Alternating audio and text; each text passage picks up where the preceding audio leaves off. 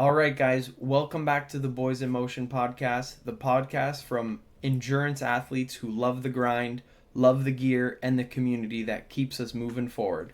I'm Tyler with Brian today, and we have a special guest on the pod. As you could see, Andrew's out on a work trip, and we did get a special guest here with us today. Hussein Al-Mufti will be joining us for an interview. One, two, three, four.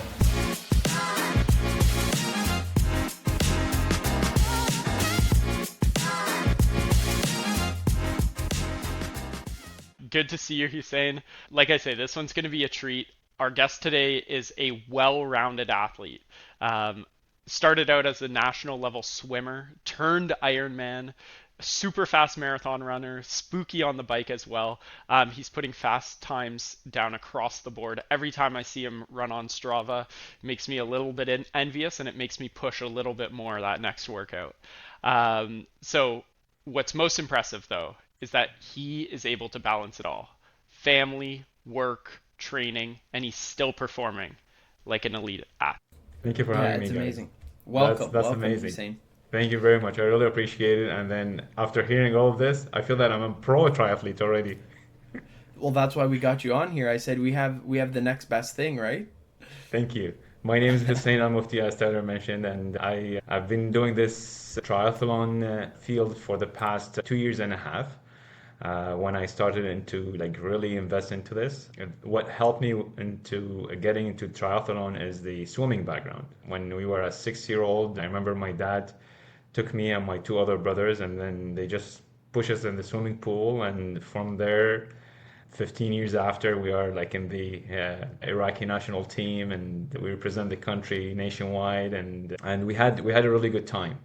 I've been, due to my career journey, I've been to multiple countries, but I made sure that I keep swimming, not necessarily as a competitive swimmer, but even when I was doing my master's in Scotland, Glasgow, I was part of the university water polo team.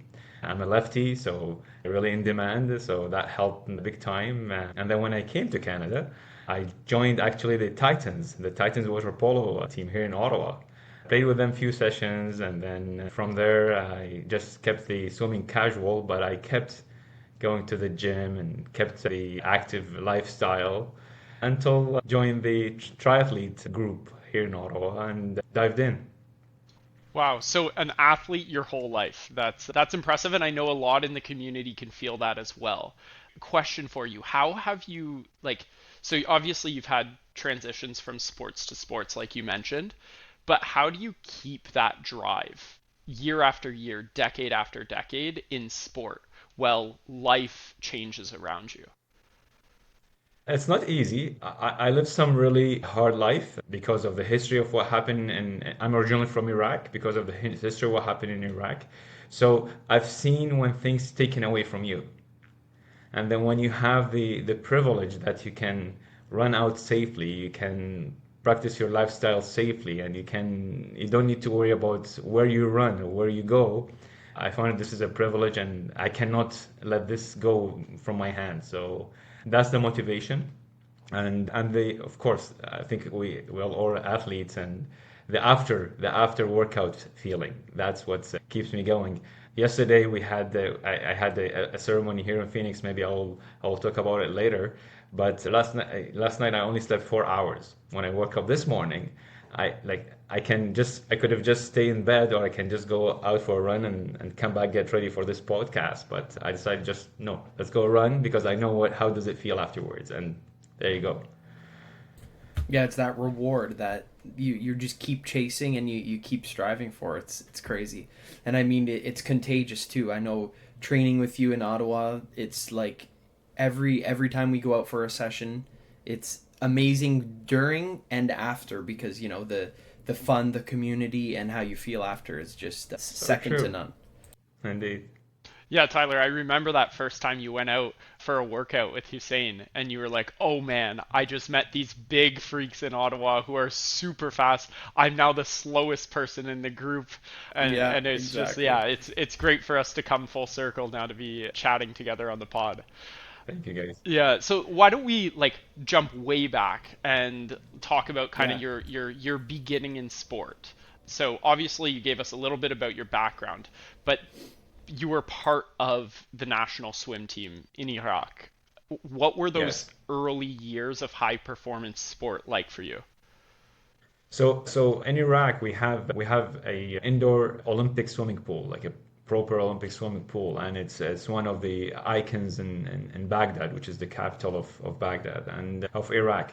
And we have multiple clubs, and every season the clubs come together and they compete just like what we do here in Ottawa, the Sportsplex or all the other places. And my dad threw us into swimming.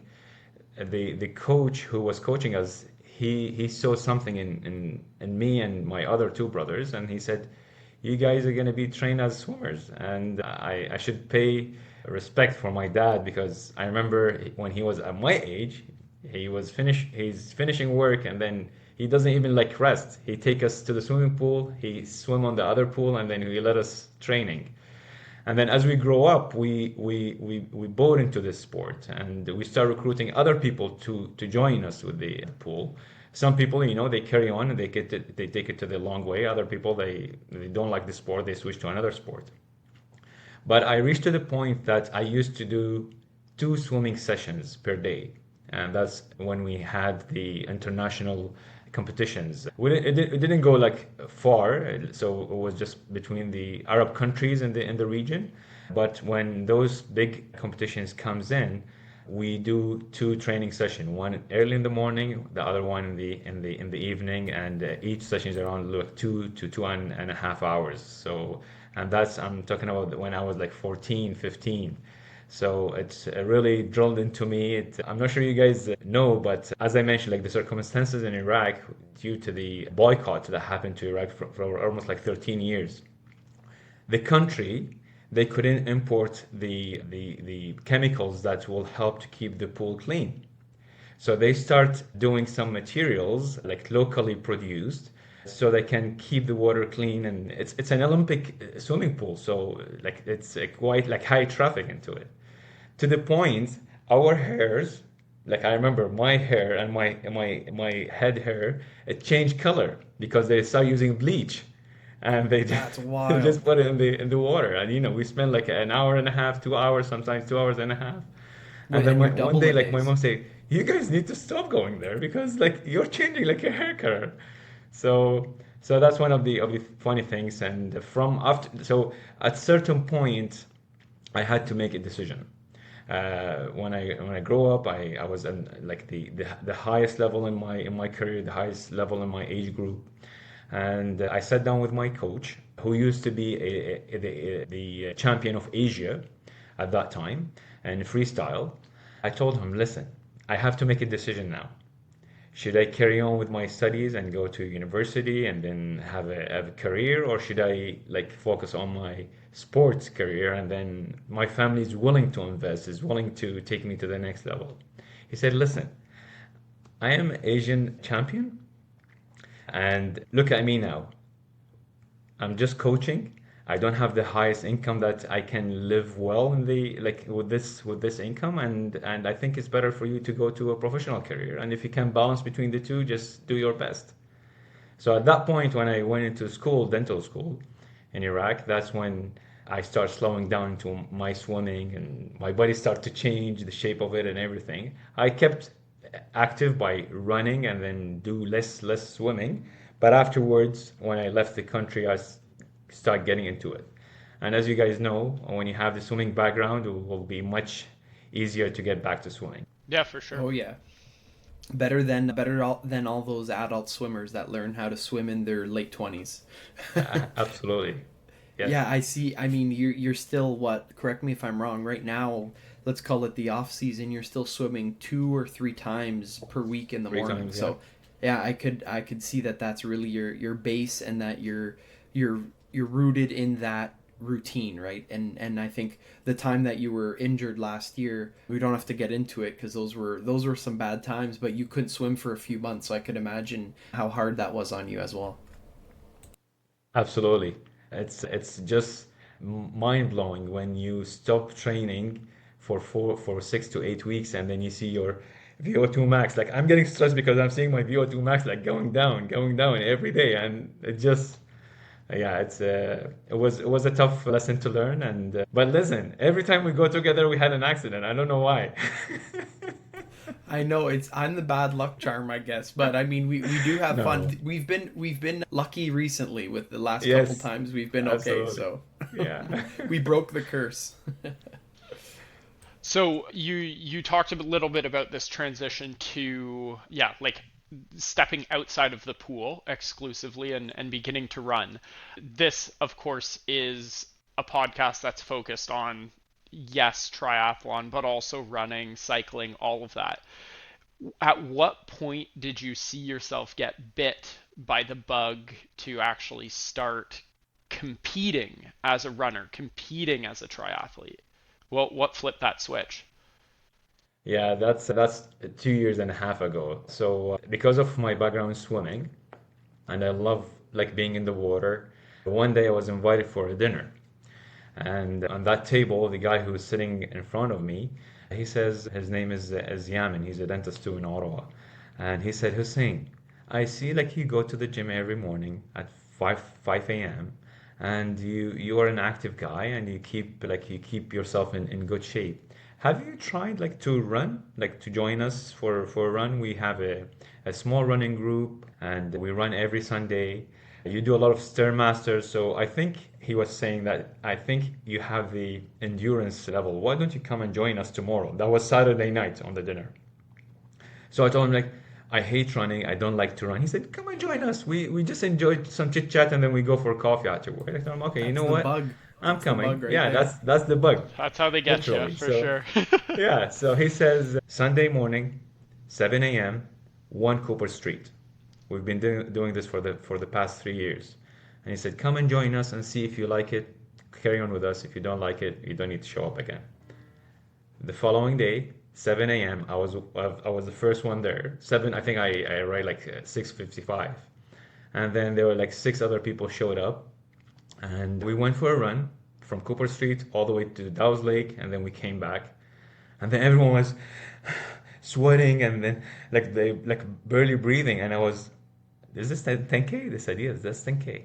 Since that Sunday, I never missed any run. Like even when I've never missed any Sunday. Like Yep, and I always I know have to that. do Yep. my Sunday run. So even when I'm traveling, only when I'm traveling, I'm not running with them. But since that Sunday, I got into running and I loved running. And I didn't know that I have this ability to run and then go into that autopilot mode. At the beginning, I start to get like the knee pain after. I remember very well after my first 10K, I went back home and I like the following day and I have to sit on the couch. I told my wife, "What's going on? Like I never had this feeling before." But when I kept going during the week, that pain disappeared. And then I used to have pain at 3 kilometers, and that pain disappeared after you finish the 10K. And then some pain comes back at 7 kilometers. And then I just have this concept in my head that the body will heal itself as you go. Yeah. And from that running group, a friend of mine who used to swim with me in the Iraqi national team, his name is Uday, and he's an ophthalmologist. He works in Jordan.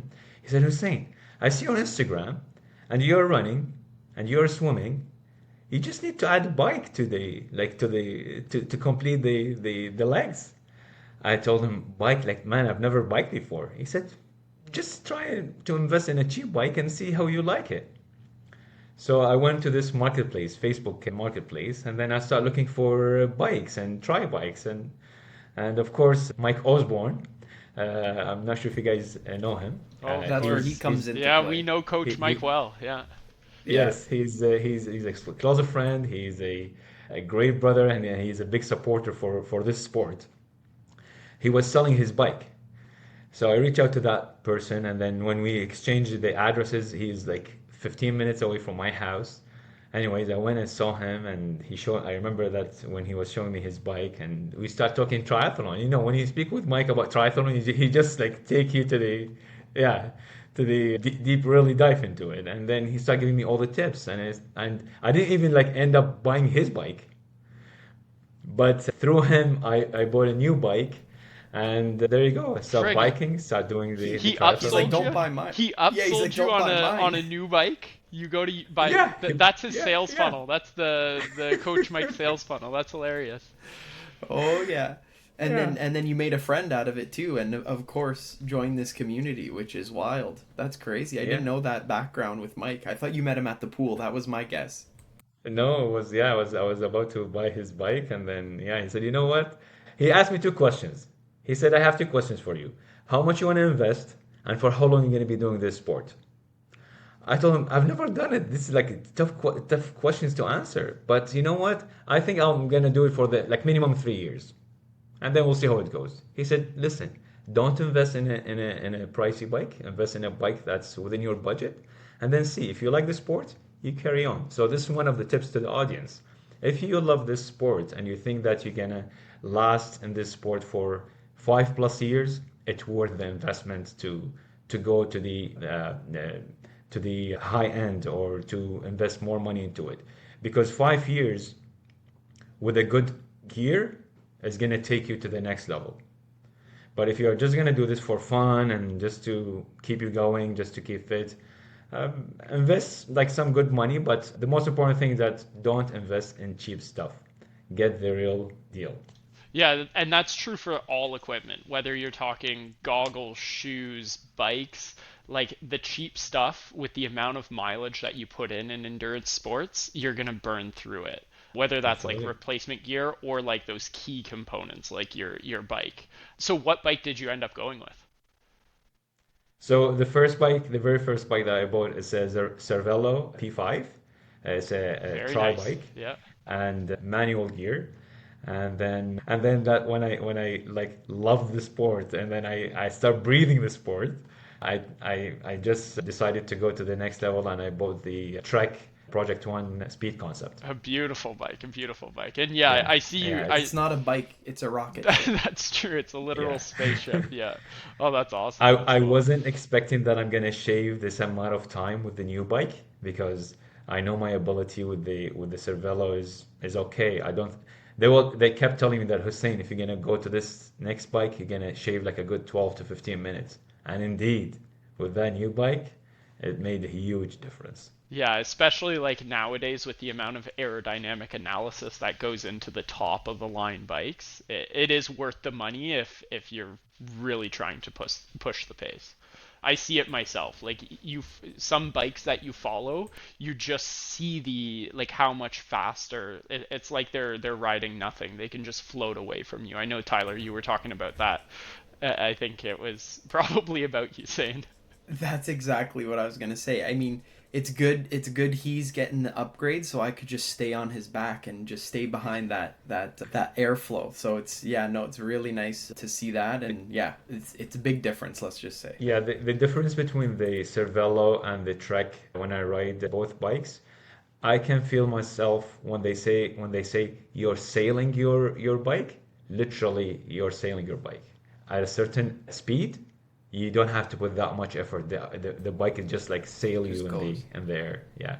This feeling, even like on the professional career, I've been talking about this with many other friends and colleagues. It's the tech at certain point in your life when you do this multiple times, you have that tactile sensation feeling. You don't have to look. You just close your eyes and do it. So Yep. the other day I was swimming at Walter Baker, and then the way that I throw my arm and the way that I pull the water, sometimes I close my eyes so I can feel that. I can feel the pull. I can feel the push. So same thing with the bike. Certain things you cannot feel it until you do it multiple times, and then you go into that feeling. Yeah, and I've often heard it described as like a state of flow, right? You feel like you're in that state of flow, and that can happen, yeah, professional life, but also in the peloton or yeah, on the running track. It can happen there as well. And it's a privilege to get to that space because it means that you've got a certain Yes, level of expertise and understanding of what you're doing. Yeah. absolutely. And good example too with running. I know Hussein, you're fast runner, fast across all three sports, but just those weekly runs we do as well. Sometimes with Mike, it's just we get into that flow. The more we chat, the faster you get. So I can't talk too much because then he just runs away from me. So that's another flow state we get And into. sometimes you just forget yourself. You enjoy the moment, or you enjoy the run or the ride or the swim, and you just forget about it. It's the heart keeps beating, but beating at that same speed, and you don't feel the tiredness anymore. So Yeah, and I think a lot of our listeners and community feel the same way, if not are getting into that, right? So it's amazing. Yeah, and yeah. it's nice to know for those who haven't felt that. It does exist. We're not actually lying. No. You will get to that point if you just put in enough time and dedication. You'll start to feel that flow, that high that you get from that activity. Yeah, just want to re-emphasize this is not a paid actor. Yeah. No. Okay, so I want to talk about some of your performances. We know you're Yes. fast. We follow you on Strava, but for some listeners, this might be their first time meeting you. What is that performance, maybe in the last like 2.5 years since you flipped over to being a triathlete, that you are most proud of? Running. I've never knew that I can push this run for this long. The very last race that I did, train du Nord in Quebec, I was just like, so the Ken and I sat together, we put a plan, a nutritional plan, a sleep plan, and then the race plan. And then I made sure that I'm gonna execute all those plans to the like word to word. And when I was running during the race, the plan was for the race was to do the first half marathon at a certain pace, and then the second half of the marathon you do it at a certain pace. So the first half was 4:05, the second half at negative split at 4. So when I was running at 4:05, and I'm saying that like, am I gonna be able like to maintain this pace for the whole race? But man, having a coach and having the nutrition and the belief in yourself that you can do this, you can deliver definitely. And then the second half of that marathon, I run it at 4 flat, and I remember the last 2 kilometers. There's this guy with a British accent. He came behind me and he said, "What are you aiming for?" So I told him I'm aiming for like 250 time, and he said, "Man, I don't think we're gonna make it. My gas tank is empty." I told him, "You know what? I'm not stopping. I'm gonna go, even if I'm gonna have like pain or whatever." And I pushed, and yeah, the average pace for that race, I think it was 4:02 or 4:03, and I wasn't imagining I'm gonna do like sub 3 hours marathon, but Yeah. that delivered And it's definitely. crazy. Yeah, so I pulled it up on Strava here. 4:02 with an elapsed 4:02, yeah, time there you go. of 2:51:29. I don't know exactly what the chip time is, but the fact that you went from not being a runner, being primarily a swimmer, to now being a sub 3 marathoner by a long shot is just so impressive, especially on a day where Tyler hit the wall pretty hard during that same marathon. So I Oh know it yeah, wasn't easy out there warm because we day. did talk about that on the podcast and it was spicy hot. But It was hot. like you're saying, you're in Arizona right now and you love the weather down there. So maybe that was just the perfect weather for you on the day. Maybe indeed. And just for the audience, one of the things that I like I cannot emphasize it enough is nutrition. The last marathon that I did, I think is one of the best races that I ever done in my life. Why I'm saying this is because every time I finish a race, I end up with the cramps, I end up with pain, I end up with like some sort of a small injury. Injury will heal, but in that race, I had zero cramps. I had no muscle pain. And as you know, the race is, I think, 2 hours and a half away from home. And after finishing the race, I went for a meal in a closed restaurant. I was by myself. And then I drove my car and went back home. So execution of the nutrition plan, you stick to it. I had some salt tablets, I had some gels. The night before and the days leading to the race, I make sure that I sleep really well. So that's all in the preparation for the race. Yeah, I totally agree. And I think the success that I had in my marathon at the Toronto Waterfront Marathon was mostly down to nutrition as well. really I see these as eating competitions where you're pushing at the same time. What was your nutrition plan like for the marathon? Like what did you do sort of the morning of to the finish line? So I'm gonna start from the night before. Okay, The sure. night Yeah. before, I had a 320 Morton drink, and then the day of in the morning, there you go. Yep. Have And them then the day everywhere. of, I had the caffeinated Morton drink. I think it's the one. Is it the 160 or 180? I think 160. Yeah, 160 white. Yeah. Yeah. And then before the race, I had a caffeinated gel. And then every half an hour, even your body was telling me, no, you don't need it. I had a gel every half an hour, literally to the last, like, I think the last 5K, I had my last gel. Three salt tablets in the first half marathon, three salt tablets in the second half marathon, and I had one Tylenol. Okay. That was my recipe. That's a good recipe, yeah. And Yes. it's crazy. Like you definitely need to train up to that point to be able to consume that much and be comfortable. So were you practicing that on your long runs as well, making sure that you were taking in gels, keeping that belly full, so that it wasn't just a puke fest at the marathon?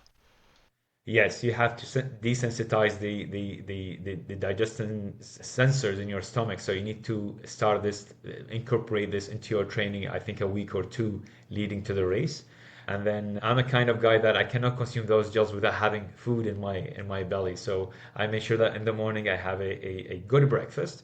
Like I think I had three cookies with the tea with milk, and I had some. I think I had a Same muffin, as the recipe. and yeah, and then the Morton drinks. Right. Yeah. No, that's really good. So, yeah, obviously nutrition's important, but we also love to talk about shoes. What shoes were you wearing on race day?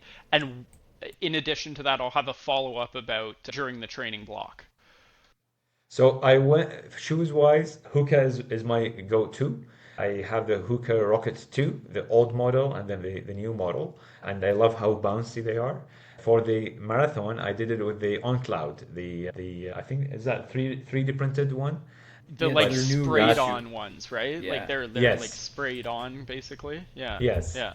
So that one was I was afraid like to wear it because I felt it's a little bit slightly like I think slightly bigger on my feet, but when you do all that steps during the marathon, sometimes your foot keep like going forward. So I left that small room so that I won't have those black toes.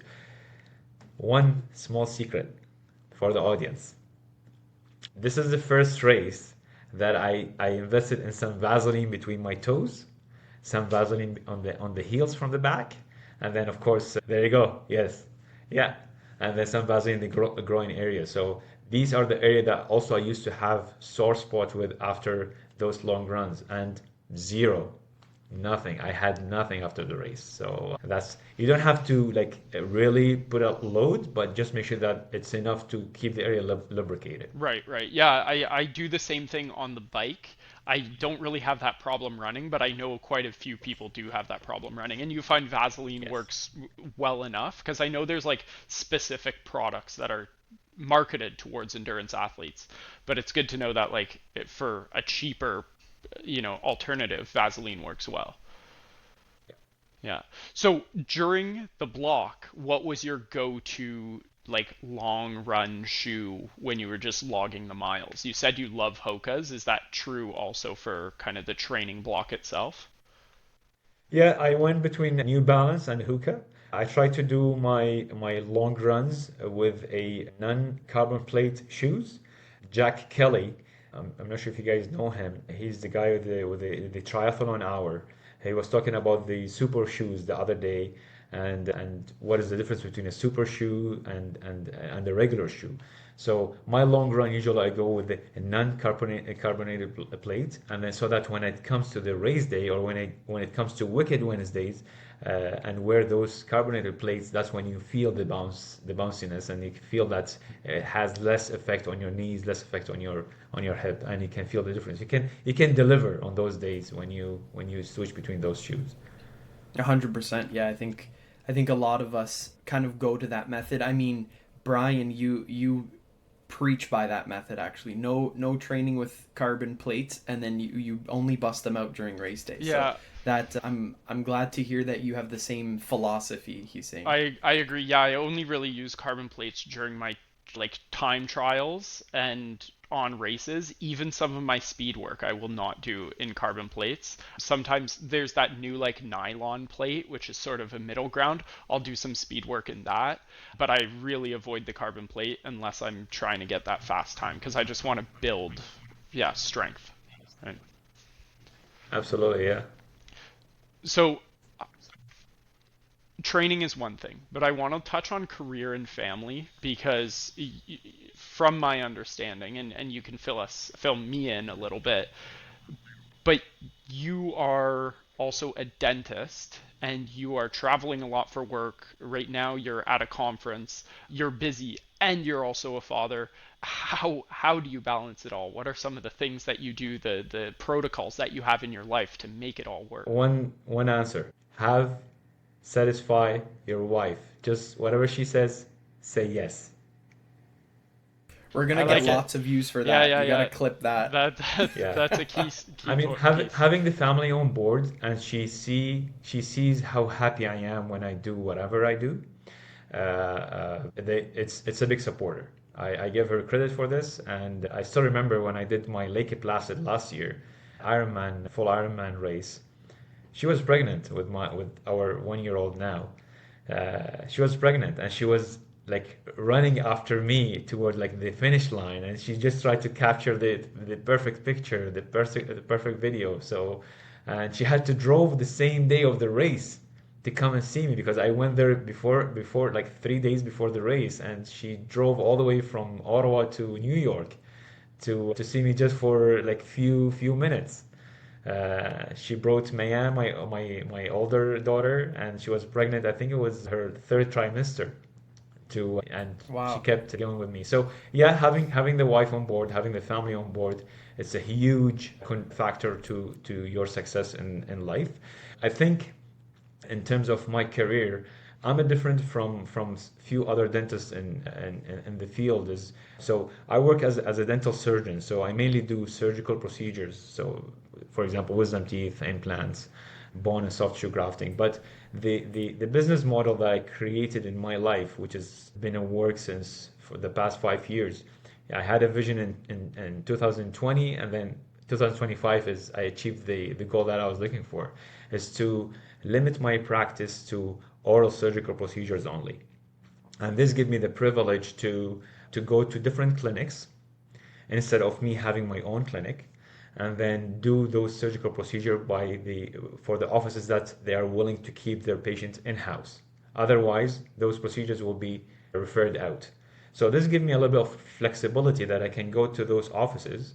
My schedule is always full, and then I do those procedures and then do my part, and then I leave the office. I don't have to stick around to deal with any drama or office management or any other issues that can come up. And then I go back home, disconnect from work, spend some time with the family, and then go on with my training.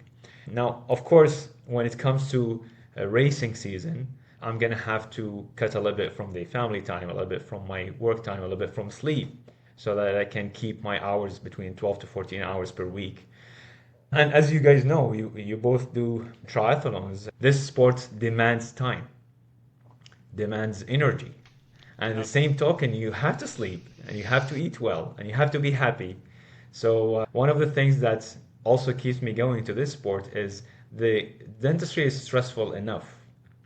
So one of the way that I vent out is when I do my swimming, when I do my cycling, when I get to meet Tyler, the rest of the boys in the group, and we chit chat and we laugh. The Sunday running group that I do since 2 years and a half ago. So all of this can help me going, and of course the feeling afterwards. Yeah. Yeah, it's that Amazing. stress relief too that we're looking for, and I think that complements everything else in your life. And of course, the busyness of it all, the way you balance it is just A class. I can't even imagine all. I It's funny. Sometimes I go out to something and I go, oh, I'm too busy. I can't get in my run today. I can't go to the pool. I can't get a swim. and I'll see either on your story or on Strava you posted something. It's that 5 a.m. wake up, that consistency of the evening run. It's just like ingrained into that routine. I think the swimming that I've done when I was younger taught me the discipline. And I found this the same thing that most of the swimmers that we used to swim together when we were young, we all have the same commitment and discipline. I see them now all like they're all over the world, but when I follow them, I see their work, I see their discipline to sports. It just once you have the discipline, consistency, that's the source for success. And if I may add, 3 years back, before getting into triathlon, because of the nature of my work, I used to have neck pain, like severe neck pain, and I used to go to the physiotherapy twice per week, which is taken away from my time during the weekend or during the week. Since I started doing triathlon, I've never seen the physiotherapist. Wow. I've That never visited the that's physiotherapist. strong. That's That's a that's strong Even when I, wild. statement. even when I was doing my disability insurance with the company, they said we can cover you for everything, but for your neck pain we cannot cover you because you've been seeing the physiotherapist like All right. regularly. They said we only gonna remove this clause from your contract once you stop seeing the physiotherapist. But 2 years after being in the triathlon, this clause been removed, I think 3 months ago from my Wow. contract because I've never seen the physiotherapist. Most of the time I bend my neck like this in the patient's mouth, but when I do the tri bike, when I do the swimming, that all correct do the counter It's the move opposite. for the neck. Exactly. Yeah, Also, you could sleep on that tri bike and be looking up, and you're fine. That's there you that's go. the goal right there. You're giving so much gold here. One thing that you said is like this foundation of discipline has allowed you to be super successful, and it reminded me, and we're quoting many times Eliud Kipchoge and some other people on this podcast, and he has a quote which is, "Only the disciplined ones in life are free. If you are undisciplined, you are a slave to your moods." And I think you exemplify this more than anybody else I know, is that foundation of discipline that you built in childhood sport has brought you success in triathlon, in your family life, in your career, and your ability to manage it all. It's just so impressive. And Thank you. it's motivating for many people to learn about your story, the hardships that have come with it, but also the huge successes that you've had. It's really impressive. Thank you, man. Thank you. I appreciate it. Yeah, yeah. Yeah, it takes time, it takes investment, but it's worth it at the end. And in my opinion, the best investment in life is invest in your health. Nothing else is going to beat that. And I got the privilege to work at hospitals in different countries, and actually in different continents, and I've seen multiple patients. And I go between different wards. You don't want to be at the hospital. You want to be that healthy guy. You need to be like looking after your health, looking after yourself, and it doesn't take you like long time. Half an hour. You can finish like 4K, 5K, or 3K even. That's all you need to do. Yeah, it's Yeah, so true. 100%. Yeah. Take that first step, Yeah. right? And that's sometimes the hardest thing is starting. I find with a lot of Yes. people and a lot of people in the community, we're just trying to get, like you were saying early on, Hussein, giving them that bug. It's just getting them started, getting them hooked on that routine. Okay, I'm going to go out for half an hour today. I'm going to go out for on the weekend. And you're adapting your routine and keeping disciplined. And I think once you get that, you could keep that consistency if you want to. And again, it keeps you sane, it keeps you free. That's true. Actually, the group that I run with on Sundays, they influence me to join them and run with them. But now they are influenced by me. They start doing triathlons. Amazing. That's what we They need. That's it. last year That's they signed up perfect. for the early bird, and then they signed up for the sprint in the Canadian event. Right. So it's nice how you see your influence and you see your effect on other people. And just to maybe I'm just gonna go back quickly to how I started the racing is after Mike telling me about all the races and how you can do a triathlon. My very first race as triathlon was the early bird. the one that at Carleton University by Somersault. So I did that one, and I felt, oh my God, that's hard. And then the same year, I did the sprint, and then I did the Olympic, and I did the Canadian. So four races What? in 1 year. And that's when the following year I signed up for the 70.3 in Tremblant, then Lake Placid, and then another 70.3 in Tremblant, then Ottawa, and then hopefully next year is going to be Ottawa as well. So we'll see. So you started, just to break that down a little bit, you started, with those smaller chunks the first year you were doing it. You went from those smaller distances, Olympic, then I think the Canadian, you did the half, right, at the Canadian, non-Ironman branded, and then again you probably fell in love with it and you said, hey, I'm all in, and you got bit by after that you got bit by the Ironman bug. By the bug, yes. That's so cool. Have you seen it rub off on your family at all? Do you see them being more interested in sport or even dipping their toe in the water of triathlons, running, biking, whatever it might be? Have you gotten your brothers competing against you as well? My brothers, they run, they swim.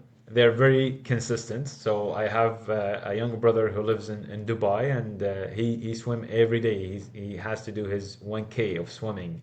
My other brother, he traveled between countries, but whenever he had a chance, he swam. They didn't get into this sport. Sometimes I try to pull their feet. Whenever I buy any running shoes, I buy two extra, and then I'll send it to them. I just try to motivate them to make sure that I ask them, like, download Strava, get an Apple Watch or get a Garmin, so you guys can follow each other. But we all have our own busy lives. As I mentioned, my younger brother lives in UAE. My older brother lives in Scotland, and he travels a lot. I live here in Canada, so it's hard for us to to follow each other. But whenever we get together, we make sure that we go for a run, 5K or 10K, whatever. That's so nice. They also, they don't do the same workload that I do in terms of training. But when we go for a run, you can tell that those people, they have some background like in sports. They don't get tired. They enjoy the run. So That's fun. That's a brotherhood for sure. And yes, it's just so fun to be able to share that with people you love. Like the ability to go out and do something like a run together is something that a lot of people don't have access to because they don't have the fitness to do that. And so to be able to true, do that with people who are close to you is fantastic. Yeah, yeah. absolutely. And I think And I mean, probably you also have good genes. Like hearing that your father was also in the pool, there's Yes, something in the blood that is keeping you guys moving as well. I guess for so. sure. Yeah, as I mentioned, I think genes plus knowing what you're gonna feel once these things taken away from you, it's a big drive for it. And I think you're, just to touch on your family here in Ottawa. I have seen in the past you do run sometimes with your daughter, so I would imagine she sees how much fun you're having. She's of course she's up into school and everything like that. So I would imagine you're running around the park with her. You're trying to get her involved a little bit with the other kids in the neighborhood. So the main goal from me running, I think one of the goals for the future is when Mayan is gonna be a teenager, or when she's like an 18-year-old or 19-year-old, or Munia, who is now 1 year old, when they grow up and they come to me and say, Dad, you want to go for a half marathon? I'm not gonna say that no, I won't be able to do it. Yes, let's go. And Nice. Mayan the other day, she ran with me a 5K. Amazing. And then my wife, she was following us in the car just to make sure that if she needs hydration or whatever, and she kept asking her, "Man, you need to stop, you need to rest." She said, "No, no, I'm going, I'm going." Amazing. And she did a 5K, and she's only like 6, 7 year old. So I think, as you said, Brian, there's some genes going on. So The Yeah, genes. I have it as well. My dad did some triathlons and that sort of thing, and he just completed his second marathon at 64 years old. He ran that's Toronto amazing. waterfront, and it was a PR from the last one that he did in Ottawa. So Amazing. there's definitely Wow. something about that, generation over generation, being able to put in that hustle. And you just watch. Your daughter might be running circles around you soon because I've seen it. I have a little cousin who loves the sport as well, is Oh yeah. sometimes a listener, and he's already broken 20 in the 5K, and he's still a pretty young guy, and he gave me a chirp when he passed the 20 minutes saying he's coming for me. He's passed Tyler, and now he's coming for me at the 19-minute mark. Please send me his Amazing. Strava so I can follow him. Not even on You Strava. All he not even uses on is the Casio watch.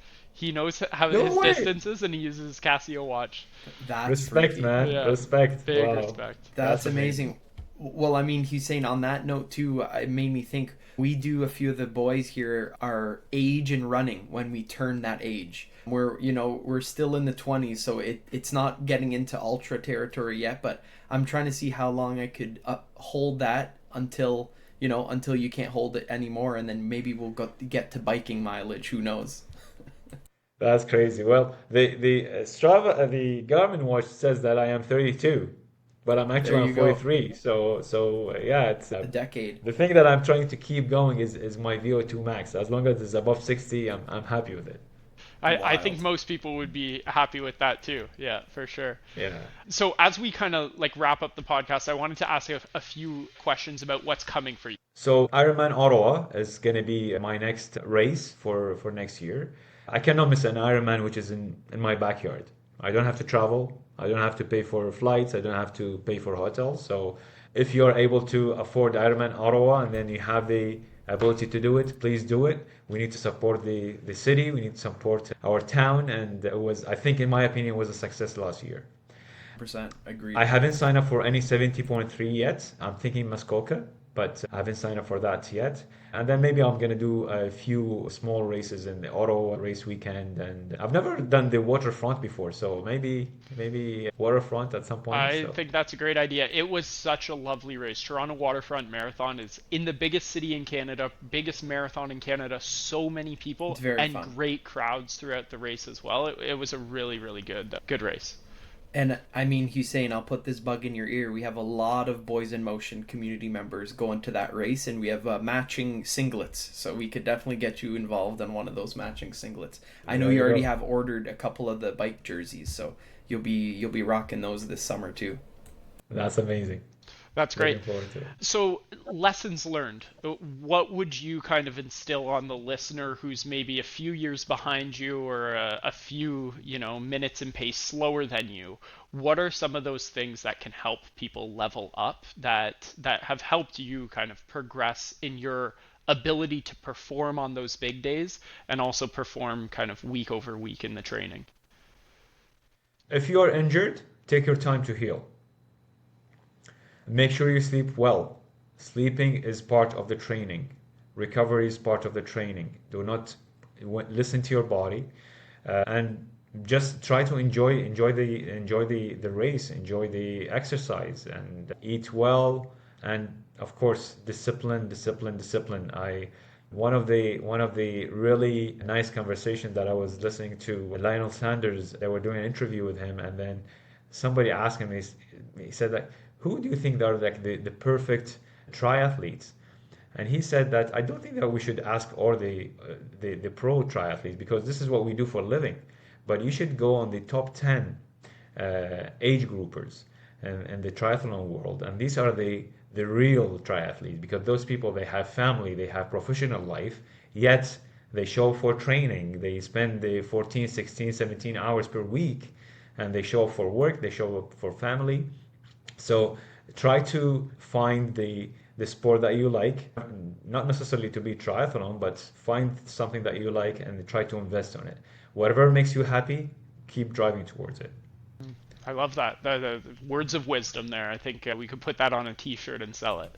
Yeah, 100%. yeah. Couldn't have said it any better Yeah. for sure. And then Thank you. we have a few members of the community who are parents or are soon to be parents. So I wanted to ask you about your biggest dad hack that you have to fitting in workouts. Do your workout before they wake up. Boom. There it is. You Right got to be there. an early bird to get it in. Yeah, yeah. I sometimes I go to bed before even my old daughter goes to bed. So at 8:30 p.m. I'm in bed. I think I go sleep between like 9 to 9:30. Put your phone away and just have those 7.5 hours, or if you can push it to 8 hours, that'll be great. But I get to do my workout before they wake up. Now in the winter is going to be a different story, but definitely if you have an indoor bike, you can do that training before they wake up. And then this coming year, my aim is set for yourself some goals, and then make sure that those goals are achievable. And you will notice that those small grassroots that you're gonna invest in, by the end of the year, you will achieve what you want. I never knew that I can do a sub 3 hours marathon, but I invested so much in my running, in my shoes, in my health to be able to deliver that. So set small goals. The goal for next year for the full Ironman is to do, I hope, sub 1 hour swim. So we'll see how it goes. Last year in Ironman Wow. Ottawa, I did the 10:04. I didn't know that I am only 5 minutes away from being like sub 10 hours for the full Ironman. If I knew then, I would be like definitely push more, especially during the run. I think I had a room. And if I may add one last tip, we always say in every race that make sure you empty your gas tank. That feeling that we're talking about, empty your gas tank, you really need to empty your gas tank. Sometimes when I see triathlete, the pro triathlete, they're finishing, they going across the finish line and then they fall on the floor. Sometimes I feel they are acting. No, they are finishing their gas tank.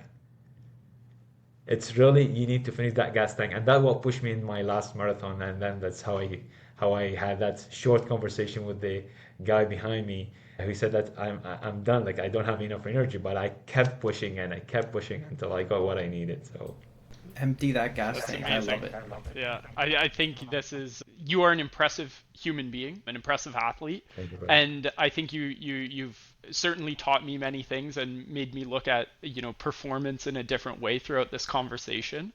And it's also nice to know that this is still only the beginning for you. The fact that you're setting even more aggressive goals and putting the plan in place to achieve them is just so cool to see. And I hope everybody listening ends up reaching out, following you on Strava, and watching the process, because it is an exciting story that you're building. Thank you very much. I appreciate it. For the younger folks out there, start this sport at younger age because it's worth it. Yeah, that was awesome. Huge thanks to you, Hussein, for joining us, sharing such a real inspiring look into what it takes to balance family, work, and elite endurance training. Thank you very much. I appreciate Yes. it. Yes. And if you enjoyed this one, make sure to follow us, Boys in Motion, wherever you listen. And of course, we're going to be tagging Hussein in this conversation. So make sure you go and follow him for his journey and see what's next up on his bucket list for next year. Make sure to keep us followed on social media and share new episodes, training tips, and community stories. Thank you, Brian. Thank you, Tyler. Thank you. Go, boys, in motion. Yeah, take care, everyone. Until next time.